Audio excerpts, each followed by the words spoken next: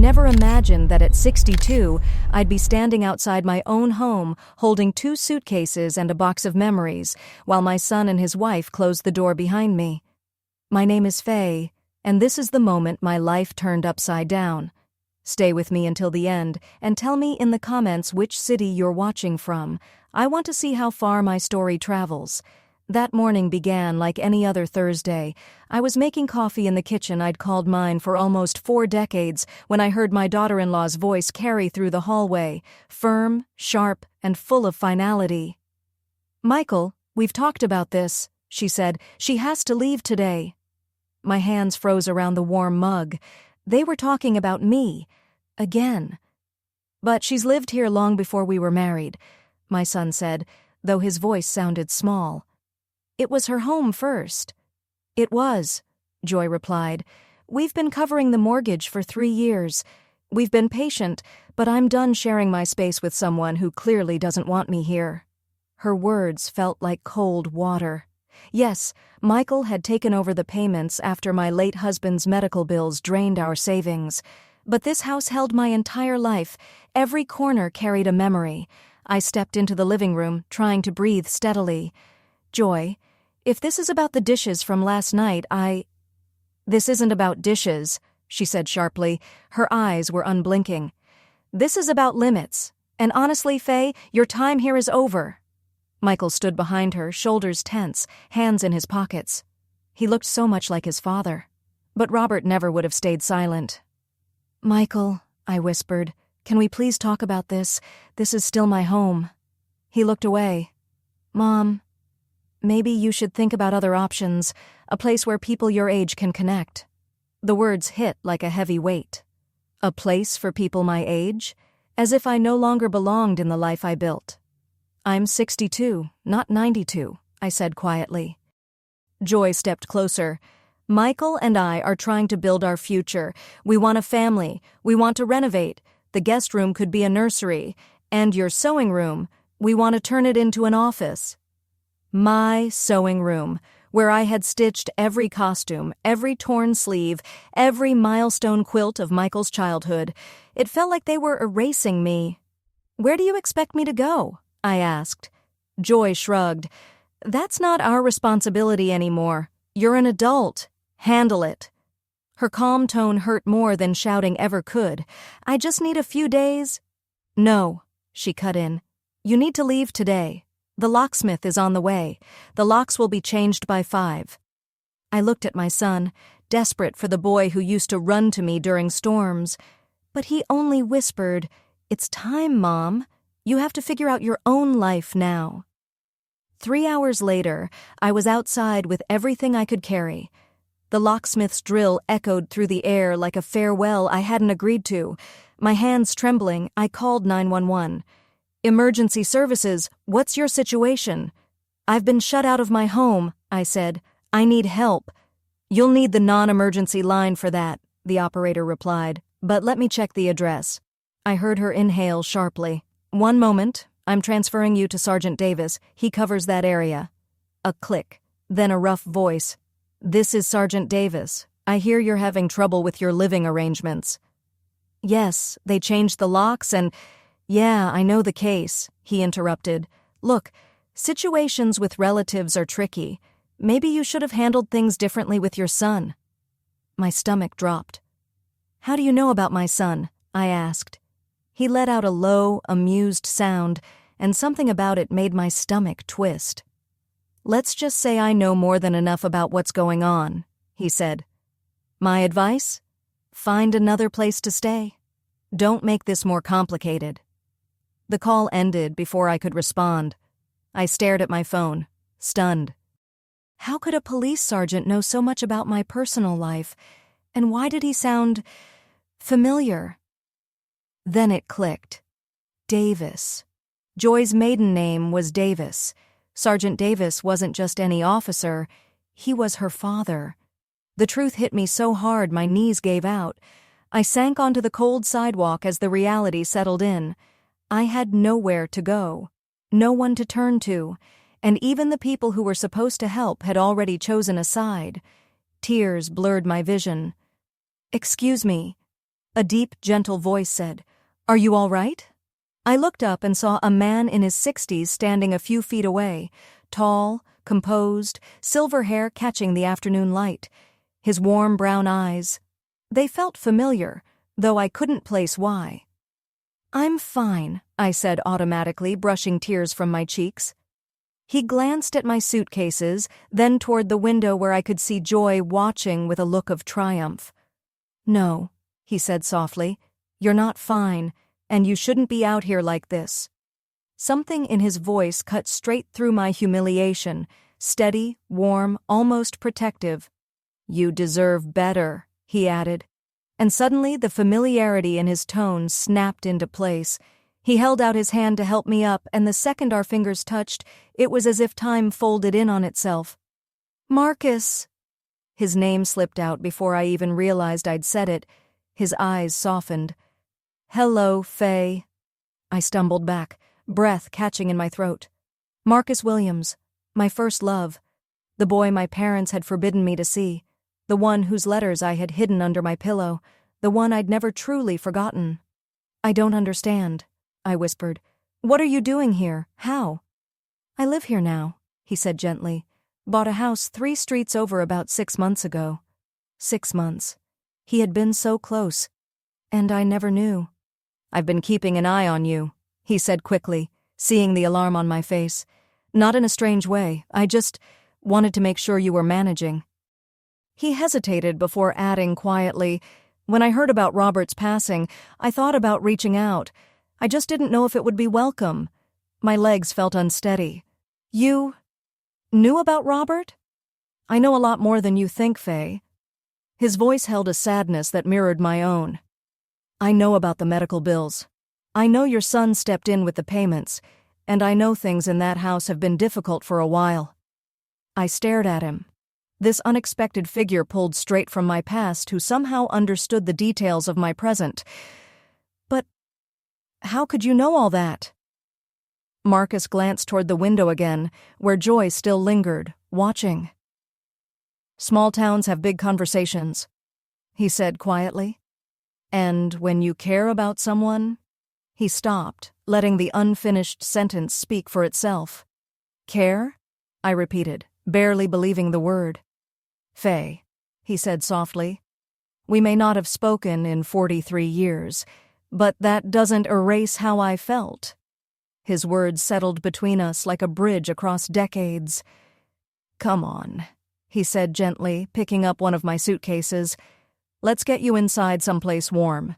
We can talk properly." I wanted to refuse. I wanted to cling to some sense of dignity. But the truth was cruel and simple. I had nowhere else to go.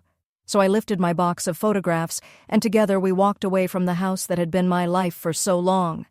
Marcus's home felt like stepping into another world, warm, calm, and peaceful in a way mine hadn't been in years.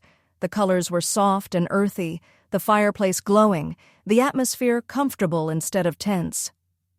"Coffee?" he asked. I nodded. While he made it, I walked around the room, letting the quiet settle into my bones. The shelves were lined with books, framed landscapes, and what looked like business awards.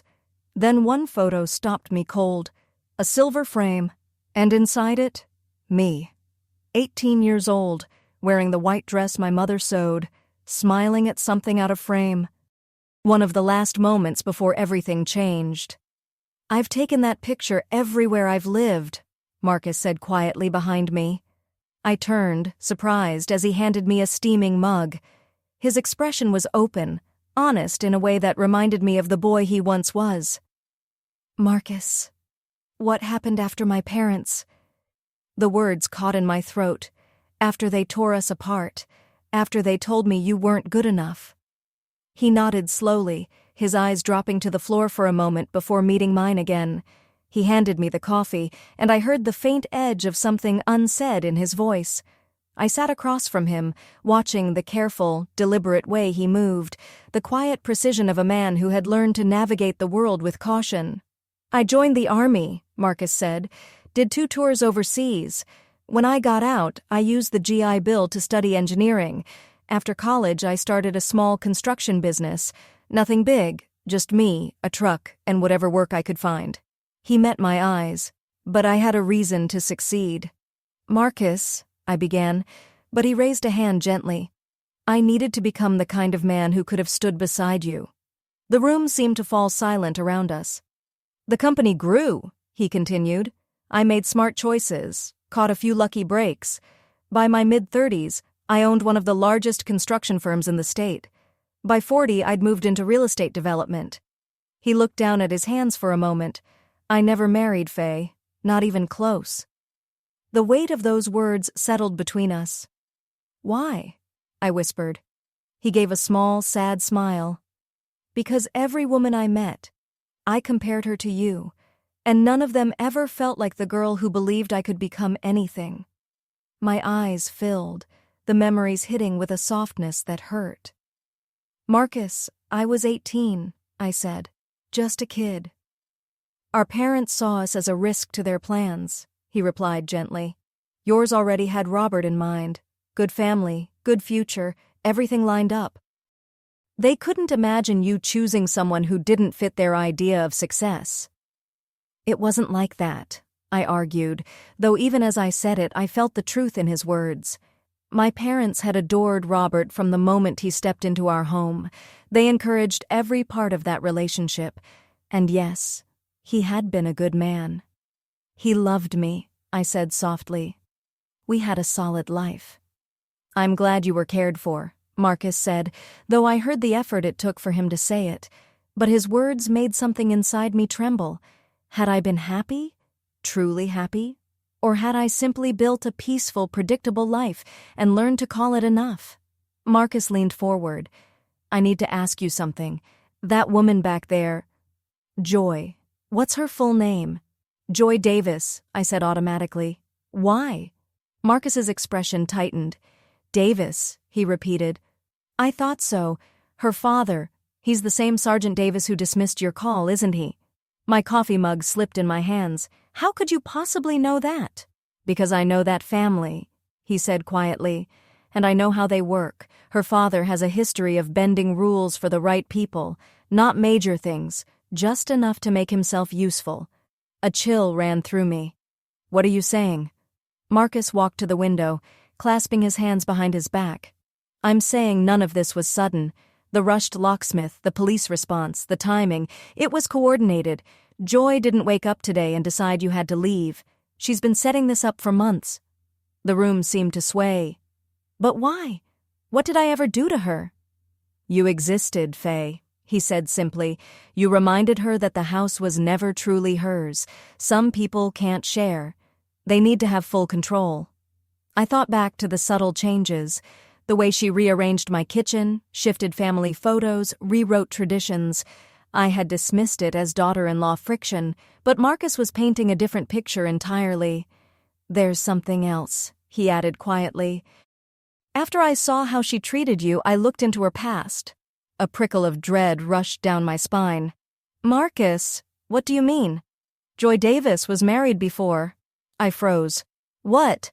Michael told me she'd never been married. She was, Marcus said calmly. Twice, both times to men who owned valuable property. Both times substantial assets were transferred before the divorces, and both times there were family complications involving older relatives. My hands trembled around the coffee mug.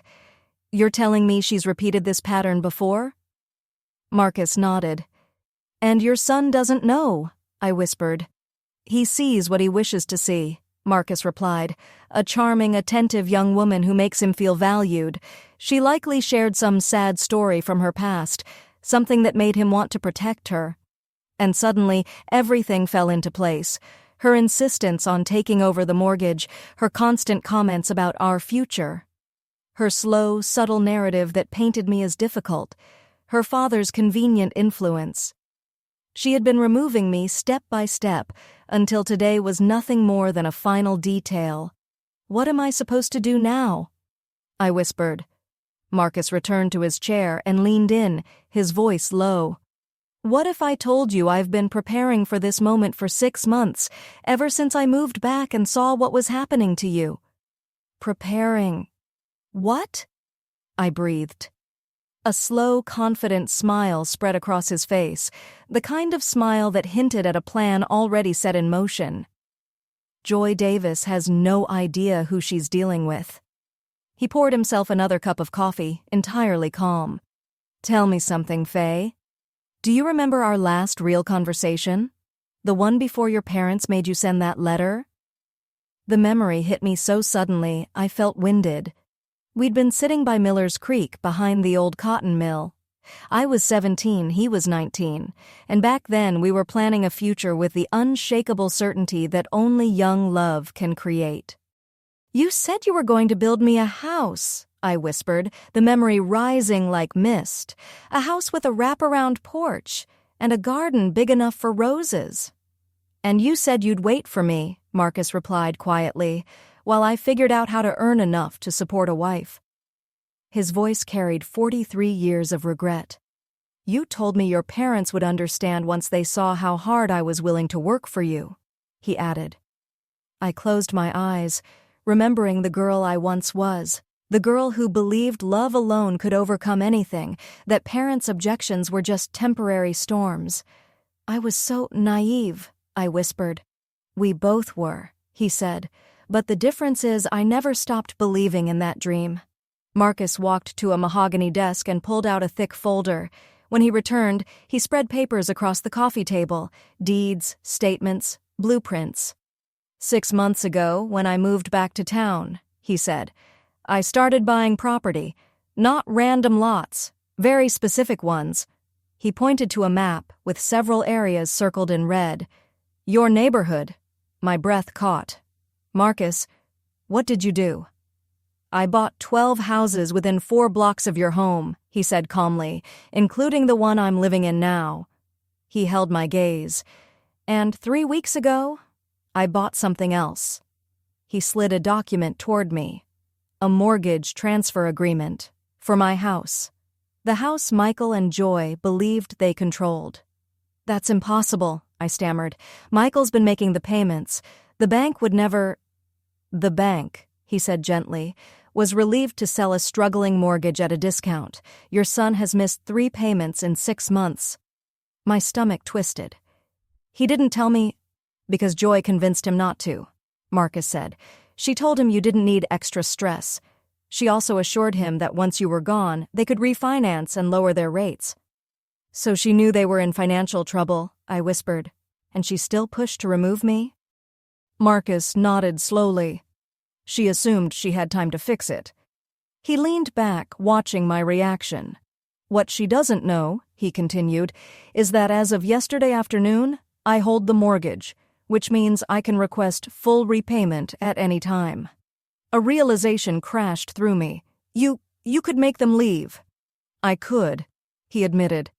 But that's not my plan. Not yet. I stared at him. This man who had loved me from a distance for 4 decades, who had built a life of success without ever letting go of the girl who'd held his heart at 19. Why are you doing all this? I whispered. Marcus exhaled slowly, as if releasing a truth he'd held for years. Because 43 years ago, your father told me I'd never be worthy of you. He said I was nobody, that I'd never become anything, and that if I truly loved you, I would walk away. He turned toward the window. I believed him, Marcus said softly. So I let you go. And I spent the next 4 decades proving him wrong. He looked back at me, eyes wet with emotion. But it wasn't about him. It was about becoming the man you deserved. Marcus, I never married, he said, because I never stopped hoping that one day I would get the chance to give you the life I promised, the porch, the roses, the safety your parents said I couldn't give you. Tears streamed down my cheeks. You built an entire empire for a memory, I whispered. I built it for you, he said simply. Then his expression shifted, sharper, protective. And I'm not going to stand by while someone tries to erase you from your own life. Before I could speak, his phone buzzed. He glanced at the screen and gave a smile that wasn't warm, but strategic. Well, he murmured, look at that. It's Michael. Seems they've just discovered their mortgage has been transferred. My heart pounded. What are you going to tell him? Nothing, not yet. Let them wonder. He set the phone aside and pulled out another set of papers, architectural plans. A house, a large one, elegant and timeless. My breath hitched. Is that a wraparound porch? I whispered. And room for a rose garden? His voice softened. I had it designed 2 years ago, he said. After I heard about Robert's passing, I bought 20 acres of lakeside land 10 minutes from town, told myself it was for retirement, but I knew the truth. He met my eyes. It was the house I should have built for you 43 years ago, if I'd been brave enough to fight for us. Emotion rose in my throat so fast I stood abruptly. I need some air. Marcus nodded gently and opened the French doors to the back patio. The afternoon sun was sinking behind the trees, stretching long golden shadows across the yard. Marcus's backyard was peaceful, beautifully kept, and from where I stood, I could clearly see my neighborhood, even my own backyard. You really have been watching over me, I murmured. Not in a strange way, he said quickly. Just making sure you were safe. Every time I saw how she spoke to you, it took everything in me not to walk over and say something. Why didn't you? He sighed. Because I had no right. You were married to someone else. You were living the life your parents mapped out, and I figured the least I could do was make sure you weren't alone. I studied him for a moment, the strong profile, the quiet protectiveness. So, what happens now? He gave a small, knowing smile. Now? We turn the tables. His phone buzzed again. This time he answered, Hello, Michael. Even from several feet away, I heard the tension in my son's voice. Mr. Williams, this is Michael Holloway. I understand you purchased our mortgage. I did, Marcus replied calmly. How can I help you? Well, sir, I was hoping we could work something out. Maybe discuss payment terms or... I think we should meet in person. Marcus interrupted smoothly. Why don't you and your wife come by tomorrow morning, 10 o'clock? A pause. My wife? Is that necessary? Oh, absolutely, Marcus said. Joy should definitely be part of this conversation. I have a feeling she'll find it very enlightening. He ended the call and I stared at him. You're going to tell them everything, aren't you? Eventually, he said. But first, I want to let Joy reveal her own character. I want her to understand she's not the only one capable of strategy. But what if they can't pay? What if you have to take the house? Marcus turned to me, serious. Faye, listen closely. That house was yours and Robert's. You made it a home long before anyone else stepped inside. 3 years of payments doesn't erase 40 years of your life. And whatever happens now, the consequences are a result of their choices. But Michael is my son, I whispered. I don't want him to lose everything. People see the truth more clearly when the illusions around them fall apart, Marcus said gently, and your son is about to see who he's really partnered with. His phone buzzed again, this time a text. He showed me the screen. We know you're helping her. Stay out of it. Marcus actually laughed. That's desperation talking, and desperate people make mistakes. Marcus, what if she becomes unpredictable? Then she'll learn that standing against you means standing against me, he said. And I'm not the 19-year-old kid her family could intimidate. He took my hands in his. Faye, trust me. Can you do that? I saw the boy who once promised me a porch and a garden, and the man who'd spent 43 years keeping that promise alive. Yes, I whispered. I trust you. Good, he said softly. Because tomorrow morning, they're going to walk into this house expecting to negotiate with a stranger, and instead, they'll discover the truth. The sun dipped below the trees, casting everything in shades of amber. For the first time in months, I felt something lift inside me. Anticipation. I wasn't just surviving anymore. I was preparing to defend myself, and I wasn't doing it alone. That night, I stayed in Marcus's guest room, though sleep came only in small fragments, Every time I closed my eyes, I saw Joy's satisfied look as I knelt on that sidewalk, or Michael's expression when he told me it was time to figure out my own life. But woven into those memories was something new. Hope. At 8, Marcus knocked gently. "How'd you sleep?" "Like someone whose entire world has flipped," I admitted, "but also like someone who finally sees a way forward." He smiled and handed me coffee. "Good, because we have an hour before showtime, and I want you to know exactly what we're going to do." We sat together as he outlined his plan, clever, patient, almost elegant. Let them think he's just a businessman. Let Joy's confidence lead her into revealing her true nature, and then show them exactly who they're dealing with. "What if Michael won't believe you?" I asked quietly. "What if she's influenced him so much he can't see the truth?" "Then we'll know where his loyalty truly lies," Marcus replied. "But I think your son is about to see something he's never seen before, the real version of the woman he married." At exactly 10, Michael's car pulled into the driveway. I watched from upstairs as they approached the door. Michael looked tense, adjusting his tie again and again. Joy walked like someone ready to win. She wore a fitted red dress more suited for an evening out than a meeting about a mortgage. Her heels clicked with that unmistakable confidence, the kind she used to mask everything underneath. And as they reached the door, the stage was set. Even from upstairs, I could read the expression on Joy's face as she approached the house, calculating, assessing, already trying to figure out how valuable Marcus's home was and how she could use that information to her advantage. Marcus, meanwhile, had transformed into the picture of calm authority, seated in his home office in a tailored navy suit, the very image of a successful businessman with no time for nonsense. He asked me to wait in the adjoining sitting room, where I could hear everything through the open door but remain unseen. The doorbell rang. "Mr. and Mrs. Holloway," Marcus greeted them. "Please come in." "Thank you for speaking with us on such short notice," Michael said, his voice tight. "Not a problem. Make yourselves comfortable. Coffee? Water?" "Coffee is great," Michael said.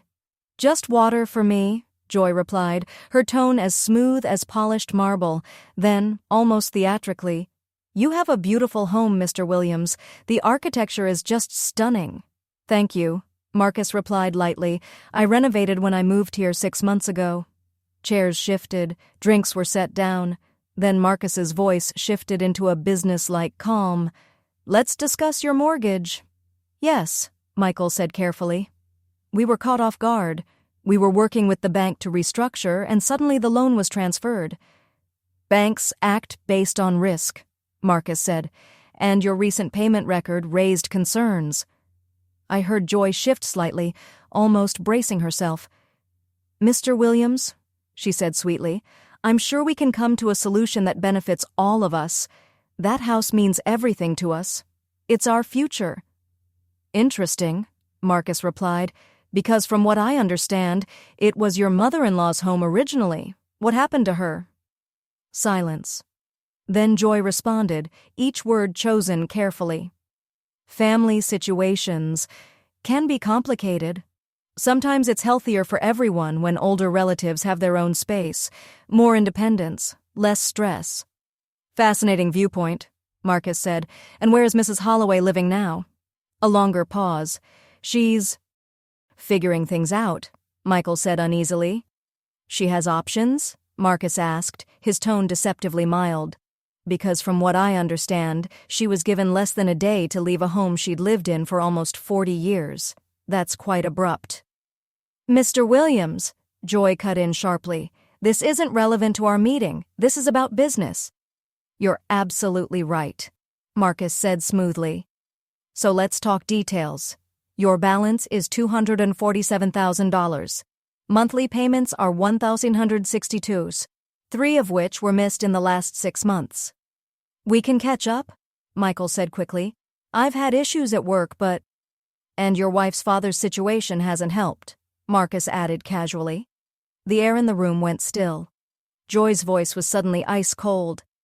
"I'm not sure what you're implying." "Oh, I think you do," Marcus replied calmly. Internal Affairs has been reviewing his conduct, haven't they? Concerns about selective enforcement. I don't know anything about that, Joy said, though a tremor betrayed her. No? Just like you don't know anything about your previous marriages, Marcus continued, or the very generous property settlements from both. Joy's carefully built facade cracked like thin glass. Who are you? She snapped. Joy. Michael's voice held pure disbelief. What is he talking about? What marriages? It's nothing, she said quickly. A simple mix-up. Joy Marie Davis, Marcus said steadily, previously known as Jovi Martin, and before that, Joy Richardson, born in Millbrook County. Moved here 3 years ago, right after your second divorce was finalized. I heard Michael's shocked gasp. Marcus continued, unhurried. Both of your previous husbands owned substantial property. Both transferred major assets to you shortly before separation agreements, and in both cases, their older relatives were suddenly relocated far away from the homes they loved. Joy rose abruptly. We're leaving, she said. This man is clearly— Sit down, Michael said quietly. His voice was so calm, so unlike him, that the entire room froze. I want to hear what he has to say. Marcus continued, steady as ever. Your current husband doesn't know, does he? That your marriages follow a pattern. Find a man with property, limit his family's influence, gain access to assets, move on when the situation becomes inconvenient. That's not true, Joy protested, but her voice lacked its usual certainty. Your first husband, James Martin, Marcus went on, signed over his family's farm to you. His mother, who had lived there for 60 years, was moved to a care facility soon after. She passed away 3 months later. Michael let out a small, horrified sound. And your second husband, David Richardson, transferred ownership of his father's construction business to you. His widowed mother was convinced to move out of state shortly afterward. I could practically feel the air thin with tension. And for the first time since this nightmare began, Michael was hearing the truth out loud. The business was sold 2 weeks after your divorce was finalized, Marcus said calmly. Michael, don't listen to this, Joy pleaded. He's making this up. To what end? Marcus replied smoothly. Why would I lie about information anyone can verify? These are public records, Mrs. Holloway. Property documents, legal filings, business transfers, anyone can look them up. Michael's voice was strained. Why are you telling us this? Because, Marcus said, and his tone shifted, your mother didn't deserve to lose her home, especially not to someone repeating the same pattern for the 3rd time. My mom? Michael asked quietly. What does she have to do with any of this? Everything, Marcus said gently. Because 43 years ago, I cared for her. And yesterday, I watched her kneel on a sidewalk with nowhere to go. The room went absolutely silent. Finally, Michael spoke. Who are you? My name is Marcus Williams, he said. Your mother knew me when she was 18. Before her parents encouraged her to choose someone else. That's impossible, Michael whispered. She never told me. Your mother wrote me a letter, Marcus said softly. She said she was going to marry your father, that she couldn't see me anymore. I enlisted the next day. I believed that was the end. I heard footsteps. Then Marcus's voice from the doorway. Faye, would you come in for a moment? My hands trembled as I stepped inside. Michael's face went pale. Joy looked stunned, as if the walls themselves had shifted. Mom? Michael breathed. What are you doing here? She's here, Marcus said, moving beside me, because I saw her on that sidewalk yesterday, asking not to be shut out of her own life. And I realized I was being given a second chance to stand by her. Joy's voice turned sharp. A second chance to do what exactly? Marcus met her gaze, steady and unwavering. To protect someone who deserves better. The words echoed like a shockwave. Michael looked from Marcus to me, then to his wife, whose expression was rapidly shifting from confidence to panic. This is ridiculous, Joy said quickly. Michael, we're leaving. Now. No. Michael's voice was so quiet, so controlled, the room stilled. No, he repeated. I think I need to hear the rest. Joy's eyes darted wildly, calculating, cornered, and I recognized that expression. I'd seen it many times over the past year, whenever she felt her control slipping. Michael, Joy said, switching into the soft tone she always used when she wanted something. This man is clearly obsessed with your mother. The mortgage, all of this, it's a tactic to get close to her. We should call the police. Your father? Marcus asked mildly. The same officer who said family matters weren't police concerns? The one currently being reviewed for professional misconduct? Michael turned to Joy, completely stunned. Your father is a police sergeant? He asked. You told me he was retired military. I never said that, Joy replied quickly. You must have remembered wrong. No, Michael said slowly. I remember exactly. You said he served overseas. You showed me medals. Marcus let out a quiet, humorless smile. A distinguished set, Purple Heart, Bronze Star, Combat Infantry Badge. They belong to a man named Staff Sergeant Walter Davis, who passed away in 2003. Your father purchased those medals. Joy's face drained of color. That's not possible, she whispered. How could you even... Because I look into those who harm the people I care about, Marcus said. And when I reviewed your background, Mrs. Holloway, I found an unsettling pattern. He pulled another thick folder from his desk. Your father has been augmenting his income in questionable ways for years. Minor things, overlooking code violations, fixing paperwork, making problems disappear. But 3 months ago, he crossed a serious line. That's not true, Joy said weakly. He ignored a call for help, Marcus continued quietly. Someone was hurt, and when investigators reviewed why there was no response, they found more than they expected. Michael looked at his wife as if seeing a stranger. What is he talking about? He asked. Joy, what is this? He's lying, she insisted. Michael, you know me. You know I would never... Do I? Michael interrupted softly. Because right now, I'm not sure I know anything at all. Joy's composure finally cracked. Fine, she snapped. You want honesty? Your mother was making things harder for us, Michael. She was slowing us down. That house is worth hundreds of thousands of dollars. We needed to move forward with our lives, and she was in the way. We could have sold that house, Joy snapped. Downsized, invested, finally built the life we deserve. But no. We had to keep supporting her because you were too afraid to tell her to leave. The bitterness in her voice made my heart tighten. But the words seemed to hit Michael like a physical blow.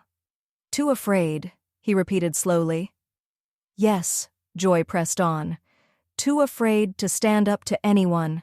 Too afraid to ask for the promotion you deserve. Too afraid to speak up to your boss. Too afraid to take control of anything that matters. She was unraveling now. 3 years of resentment spilling unchecked. I've been managing your life for you, she continued, making the decisions you never had the courage to make. Managing my life? Michael's voice was low, controlled, dangerously so. Someone had to, Joy insisted. If it was up to you, we'd still be living in that tiny apartment with you stuck in that dead-end job. I pushed you to buy the house. I pushed you to take over the mortgage. I pushed you to apply for that supervisor role. You pushed me to turn my back on my own mother, Michael said quietly. I heard the realization land inside him like a weight. I pushed you to prioritize your marriage over someone who wasn't going to be around forever, Joy shot back. The silence that followed felt endless. I watched my son's face shift through shock, then hurt, then something colder, something firm. Get out, he said softly. What? Leave. Now. I don't want to look at you. Michael, you don't mean that, Joy whispered.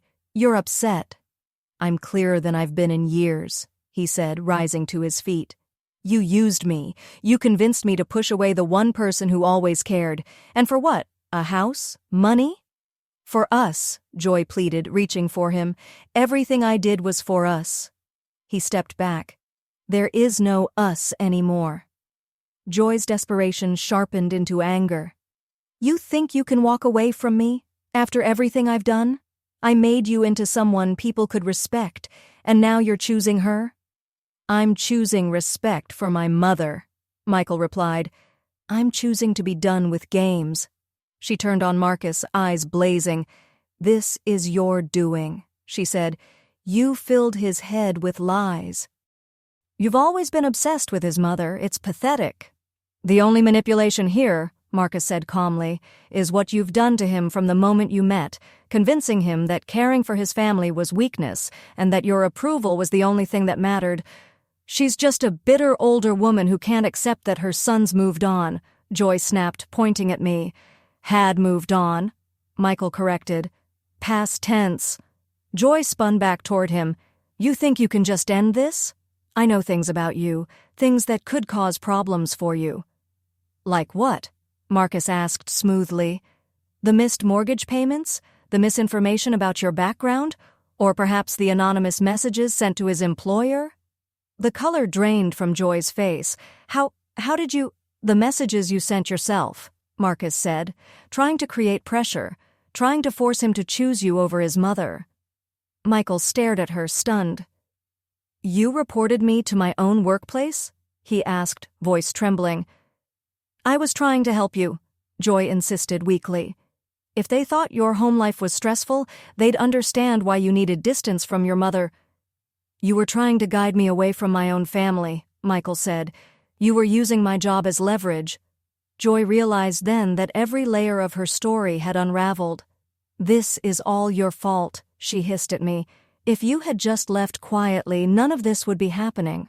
You're right, I said calmly. If I had disappeared, you could have continued steering my son's life any way you wanted. I was giving him a better life, she insisted.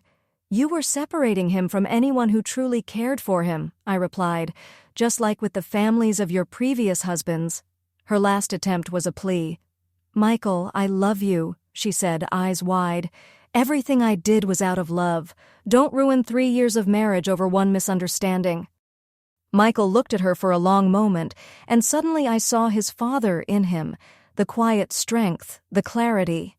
3 years of deception isn't a misunderstanding, he said, and I'm done letting myself be controlled. Joy's face hardened. Fine, she said coldly, but don't think this is over. I can still take everything. Your savings, your retirement, even that house. Actually, Marcus interjected. You won't, Marcus said calmly, because the house belongs to me now, and under the terms of your prenuptial agreement. We don't have a prenuptial agreement, Joy cut in quickly. No, Marcus said, but your previous 2 marriages did, and those documents were conveniently adjusted right before the separations, adjustments that benefited you despite having no real legal foundation, almost as if someone with influence was pushing those changes through. Joy's face went pale. You can't prove any of that, she whispered. I don't have to, Marcus replied. Your former husbands are more than willing to speak to investigators. It seems they've recently compared experiences. The last of Joy's confidence drained away. She looked from Marcus to Michael, then to me. I could see her mind working, searching for an escape, a counter-argument, anything. There was nothing left. This isn't over, she said finally, grabbing her purse. You think you've won, but you don't understand what you've started. On the contrary, Marcus replied, we ended something that should never have begun. Joy stormed out, her heels striking the floor like angry punctuation marks. The front door slammed hard enough to shake the house. Then, silence. Michael sank into his chair and dropped his head into his hands.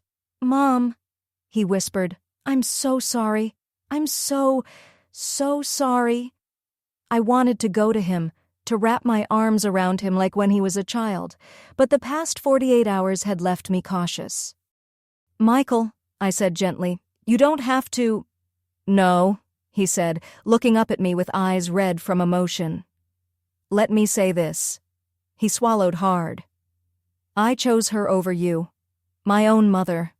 The woman who raised me, who never asked me for anything except kindness. I put her above you because I thought she loved me. You didn't know, I said softly. I should have known. I should have questioned her insistence on pushing you out. I should have seen something was wrong. He wiped his eyes with the back of his hand. Mom, can you ever forgive me? I looked at my son, really looked at him. Past the pain, past the manipulation, to the boy who used to crawl into my bed during thunderstorms, to the young man who stood at his father's funeral and promised me he'd take care of me. There's nothing to forgive, I whispered. You're my son. I'll always love you. But even as I said it, I knew things would take time. Trust can heal, but slowly, and for the first time in decades, I had a life to rebuild, too. 3 months later, I stood on the wraparound porch of my new home, watching the sunrise paint the lake in soft gold and rose. Steam curled from my coffee mug. For the first time in years, I wasn't rushing. I wasn't responsible for anyone else's schedule. I could just breathe. The house Marcus built was everything he'd promised me as a teenager, and more. 20 acres of rolling land, a quiet lake, a garden large enough for more roses than I'd ever dreamed of. But the most beautiful part wasn't the land or the porch. It was the man who kept a promise he made when we were kids. You're up early, Marcus said, stepping beside me with his own cup of coffee. At 64, he still carried himself with the same steady warmth that had once made my heart race at 17. Old habits, I said, leaning into him as he wrapped an arm around my shoulders. And I love watching the sunrise from here. No regrets? He asked softly. He wasn't asking about waking up early. None, I said firmly, only that it took 43 years to get here. We'd married 6 weeks ago, a small ceremony by the lake with just a few friends. Michael had stood beside Marcus as his best man, tears in his eyes as he watched his mother marry the man who had quietly cared for her across a lifetime. Joy's divorce had been finalized just days before. She tried to take everything she could, but the truth caught up with her faster than she expected. Last I heard, she'd moved out of state, looking for another new beginning. Michael now lived in a small apartment downtown. He was rebuilding, slowly, honestly. Our relationship was healing too, though some wounds take time. Penny for your thoughts? Marcus asked, glancing toward the lake. I was thinking about choices, I said, how one decision can change everything. He gave a teasing smile. Having second thoughts about marrying an old fool who carried a torch for you for decades? I turned toward him fully. The only foolish thing, I said softly, was waiting 43 years to find our way back. He kissed the top of my head, his voice warm. I couldn't come find you while you were building your life with Robert. I would never have interfered. That was one of the things I cherished most about him, his decency. He had never once intruded on my marriage.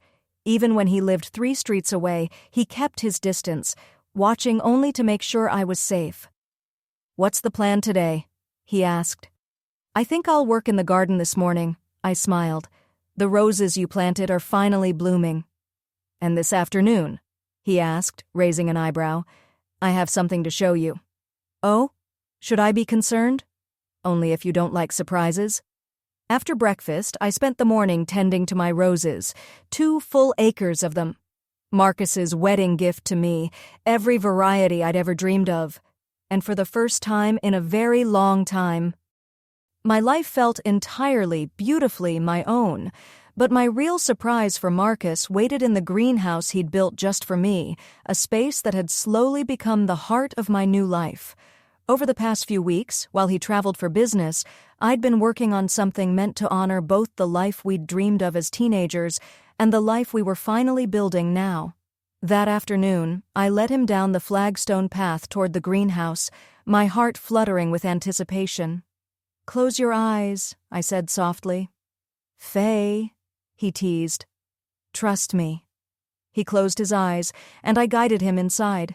Sunlight filtered through the glass, warming the air, filling it with the gentle scent of growing things. Okay, I whispered. You can look. Marcus opened his eyes and inhaled sharply. Half the greenhouse had been transformed into a small art studio, easels, paints, brushes, canvases. But it wasn't the studio that stopped him. It was the painting on the central easel. I'd painted Miller's Creek the way it looked when we were young, the old cotton mill behind it, untouched and wild, with two teenagers sitting on the bank talking about all the years ahead. But beside it, I painted the creek as it looked now. The mill transformed into apartments, the water restored, the banks carefully landscaped. And on that new bank were those same two people, older now, silver-haired, hand in hand. "Faye," Marcus whispered. "It's beautiful." "I started painting again after I moved here," I said. "I haven't held a brush since high school, but being here, being happy again, it all came back." Marcus studied the canvas for a long moment, his gaze tender. "We look like we belong together," he said. "We do," I replied. "We always did." He turned toward me, eyes bright with emotion. "You know what this means?" "What?" "That I finally get to give you everything I promised when we were kids. The house, the garden, and now, time. Time to rediscover your dreams." Tears pricked at my eyes. For 40 years, I had lived for others, as a wife, a mother, a caregiver. I'd measured my worth by what I could do for everyone else. But here, in the home Marcus built for me, I was finally free to be myself. "There's something else," I said, guiding him to another easel covered with a cloth. "I painted something for Michael, too." I lifted the cloth. It was a portrait of the three of us, Marcus, myself, and Michael as a little boy between us. A picture of what might have been if life had gone differently. "Do you think he'll like it?" I asked. Marcus smiled softly. "I think he'll cherish it, just like I cherish you." That evening, we sat on the porch swing Marcus built, watching the sunset reflect across the lake, the kind of peace I'd dreamed about all my life, but never dared to expect. "Do you ever wonder what would have happened if we'd found our way back sooner?" I asked. Marcus took a slow breath. "Sometimes. But then I think about all the lessons we had to learn before we could appreciate this." He took my hand. "I had to learn that success without love doesn't mean much, and you had to learn that love without respect only hurts, and we both had to learn that choosing happiness isn't selfish, it's necessary." My phone buzzed, a message from Michael. "Thanks for inviting me to dinner Sunday. Can't wait to see the new painting. Love you, Mom." I showed it to Marcus, who smiled warmly. "He's trying," I said. "And that's enough." "What about us?" he asked gently. "What are we working toward?" I leaned against him. "We're not working toward anything. We're simply living, being together, being happy, being in our 60s, but feeling like teenagers again." He laughed softly. "Nothing wrong with that." As the stars appeared one by one across the darkening sky, I thought about everything that had brought me here. The heartbreak, the distance, the years apart, the painful ending with my son's former wife. But mostly, I thought about second chances. How love can stretch across decades, survive silence, survive regret, survive all the roads we never meant to take. "Marcus?" I said quietly. "Yes?" "Thank you for never giving up on us." He kissed my forehead. "And thank you for being worth the wait." A lone bird called across the lake, a sound full of freedom, like a song from another world. For the first time in my life, I understood what it meant to feel truly at home. Not in a place, but in someone's presence. Someone who saw me, someone who loved me, someone who waited 43 years to keep a promise. At 62, I finally learned the most important lesson of all. It's never too late to choose love, and when you finally reach for the happiness you deserve, life has a way of giving you even more than you dreamed. The house with the porch was beautiful, the garden was everything I had imagined, but the real gift was waking up every morning beside the man who had never stopped believing in our story. Some love stories end in heartbreak, some in compromise. Ours ended in triumph. And now I'm curious about your story. What would you have done in my place? Have you ever lived through something similar? Tell me in the comments below. And on the final screen, I'm leaving 2 other viewer favorites. Stories that will absolutely surprise you. Thank you for listening.